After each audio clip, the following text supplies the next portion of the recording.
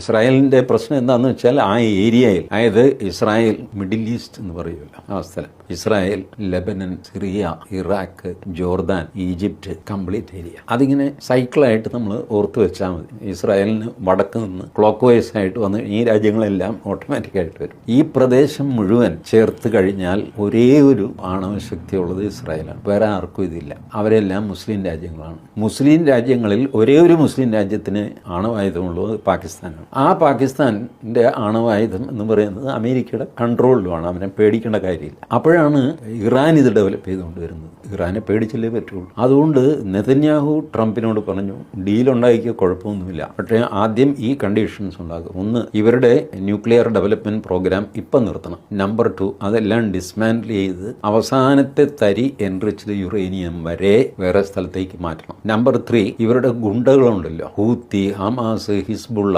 ഇതിനെയൊക്കെ പിരിച്ചുവിടണം. അത് കഴിഞ്ഞ് നിങ്ങൾ എന്താ എണ്ണയോ പെണ്ണാക്കോ എന്താന്ന് വെച്ചാൽ കരാറുണ്ടായി. ട്രംപ് അത് നിഷേധിച്ചിട്ടുമില്ല, സമ്മതിച്ചിട്ടുമില്ല. ആ അവസ്ഥയിൽ നിൽക്കുകയാണ്.